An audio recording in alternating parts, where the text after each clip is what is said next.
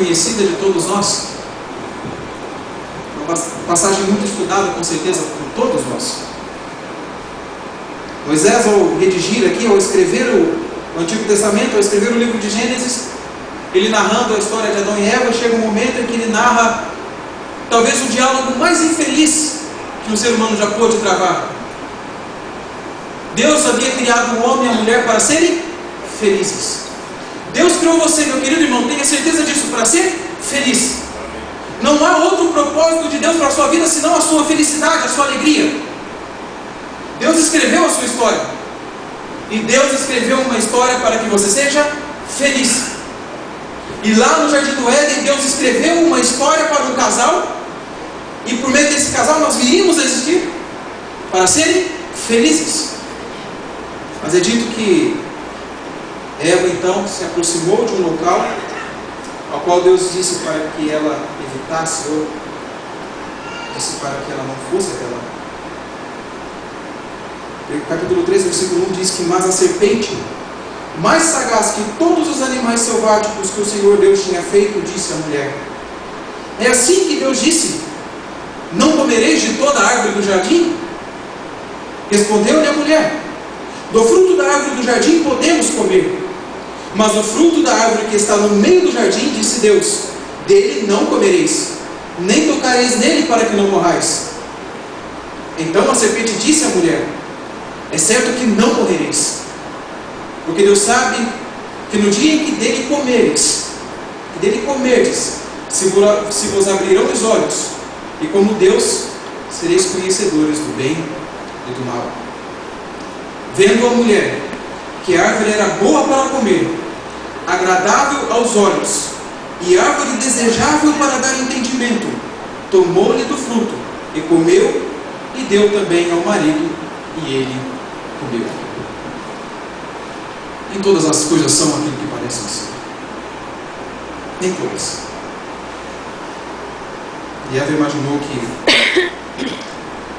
o seu ato, a sua atitude, poderia trazer alguma para a sua vida. Por causa deste evento, queridos. Por causa deste evento. Que Deus não escolheu para o mundo. Ocorreu um problema imenso. Entrou neste mundo algo chamado pecado.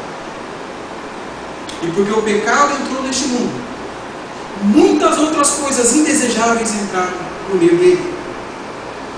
Com certeza, se eu perguntar para você aqui o que é pecado, acredito eu que 100%, 99% dessa igreja irá dizer: pecado é a transgressão da lei. Essa é a passagem que nós conhecemos, a qual nós utilizamos para definir pecado. Porém, meus queridos irmãos, pecado vai muito além de transgressão da lei. Pecado, segundo a Bíblia, vai muito além de simplesmente quebrar um mandamento de Deus. Pecado, segundo a Bíblia, é uma condição humana. E ainda que no seu esforço você consiga, quem sabe, guardar todos os mandamentos da lei de Deus, você ainda não deixará de ser pecador. A Bíblia diz que aquele que diz que não peca é mentiroso. A Bíblia também diz que, ao lançar Deus o seu olhar sobre a terra, percebeu que não há um justo sequer na face da terra. E Isaías, ao tentar descrever a situação deplorável na qual se encontra o ser humano destituído de Deus, ele chega a dizer: pode o etíope mudar a cor da sua pele? Assim é a nossa condição diante do Senhor. Pode o leopardo arrancar as suas manchas? Não pode. Assim é a nossa condição. O hebraico bíblico, ele traz algumas palavras para definir pecado. E uma dessas palavras é a palavra ratá, que significa errar o alvo. E muitas vezes na nossa vida nós erramos o alvo mesmo sem programarmos errar, mesmo sem escolhermos errar, por causa da nossa condição. Há uma outra palavra, avon, que significa iniquidade, algo com o qual nós já nascemos iníquos. Uma outra palavra significa violação deliberada. E na maioria das vezes, alguém que não tem Deus em sua vida escolhe agir deliberadamente para não fazer a vontade de Deus. Violação deliberada. uma outra situação pecaminosa, turbulência, desassossego. O Novo Testamento também define pecado como errar o alvo, ou então como deixar de ouvir, tapar os ouvidos. Também define pecado como atravessar, ir além, quem sabe além dos propósitos de Deus. Pecado como queda, como deslize, como iniquidade, como condição humana, e também como transgressão da lei. Tantas definições para uma palavra, queridos, que se tornou tão comum no vocabulário da vida humana. Pecado. Eis o problema que Deus precisa resolver. Eis o problema que Deus decidiu resolver. Porque na verdade Deus poderia simplesmente, pela sua própria soberania, ao homem decidir deliberadamente seguir outros caminhos, simplesmente fazer com que o ser humano deixasse de existir. Ele havia dito para Adão e para Eva que se porventura comessem daquele fruto, eles morreriam. A consequência imediata do comer o fruto seria então deixar de existir, morrer. Porém, quando Eva comeu o fruto, ela não morreu imediatamente. Ela não teve uma morte física.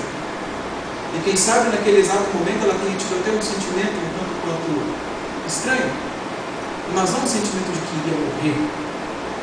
Porém, a morte a qual Deus se referia era a pior das mortes que o ser humano pode sofrer. Poderíamos dizer que nós podemos sofrer dois tipos de morte, quem sabe? A morte física e também a morte espiritual. Quem sabe essa seja a pior morte? E as implicações do pecado são terríveis.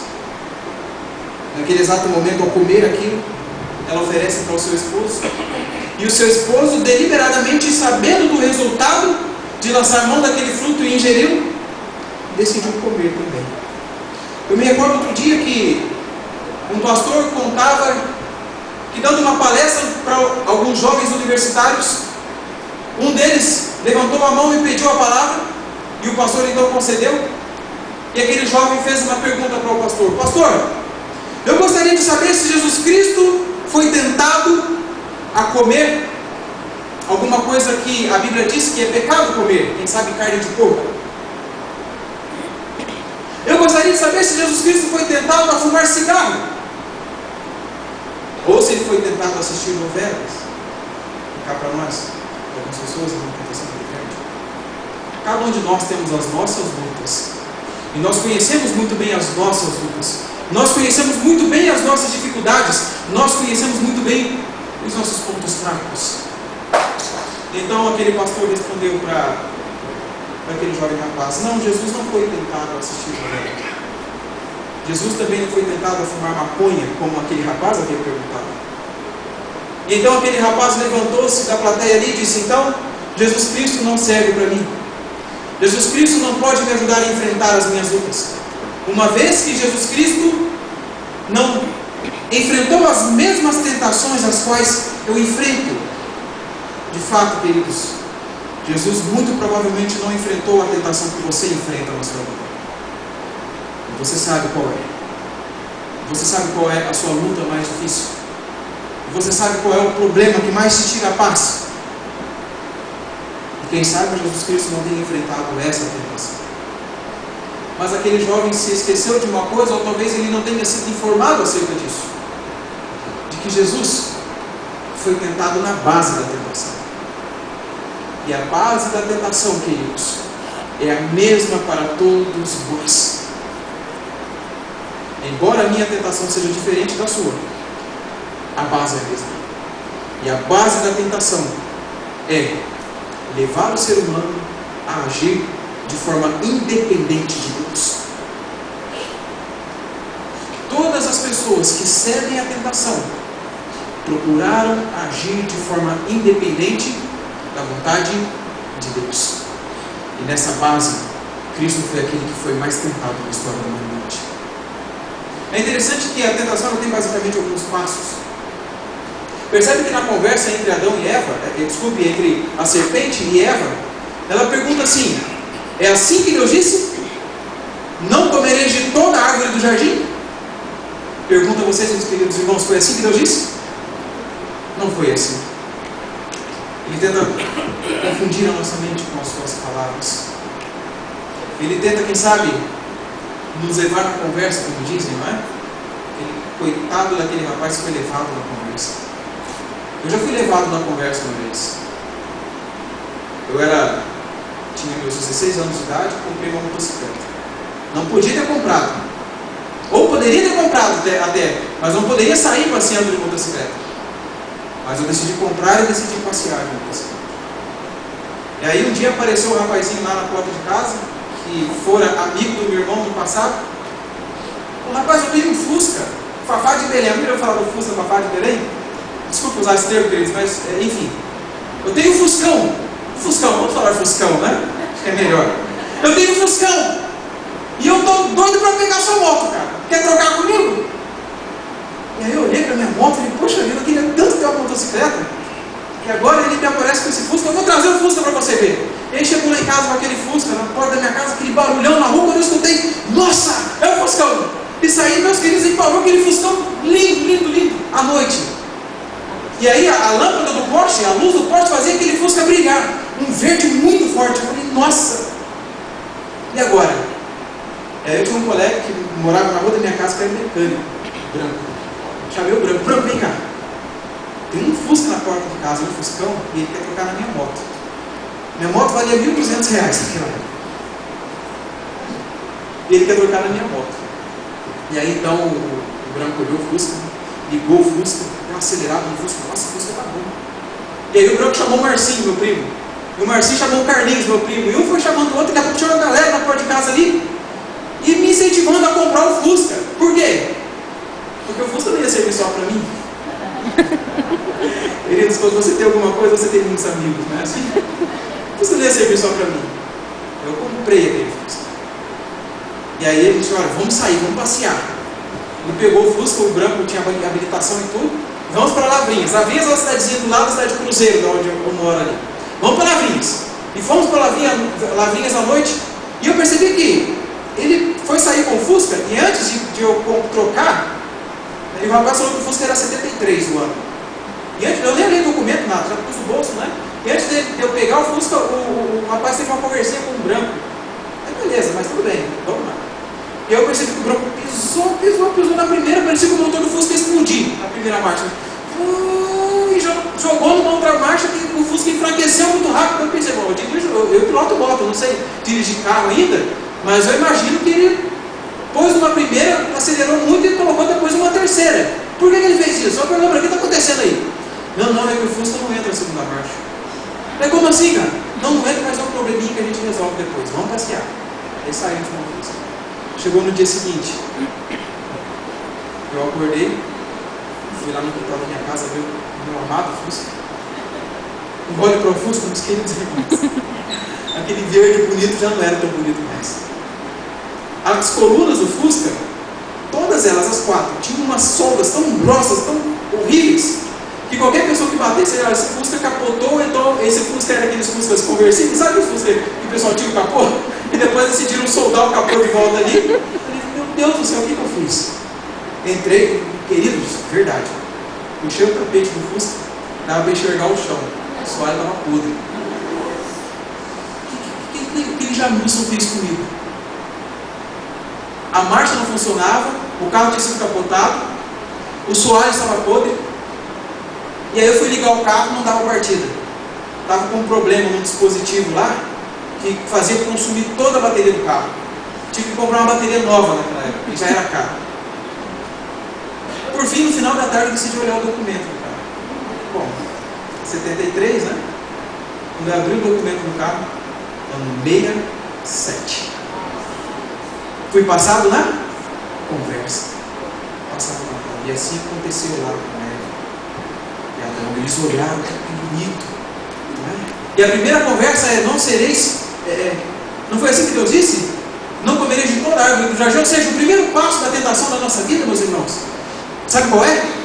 Satanás ele maximiza, ou seja, ele aumenta a restrição de Deus.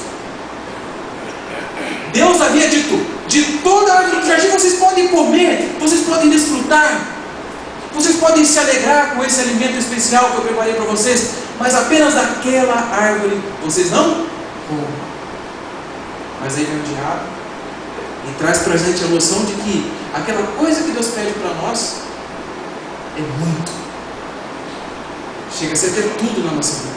Não é assim, meu querido?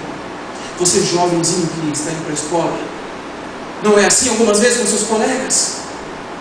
Você, meu querido jovem que está indo para a faculdade, não é assim algumas vezes? Você, meu querido amigo que tem que trabalhar para sustentar o lar, não é assim algumas vezes? Conheço um rapaz, um grande amigo meu, que um dia ele disse: olha, ore por mim. Estou com algumas dificuldades. Estava fazendo faculdade. E aí um dia eu fui a Cruzeiro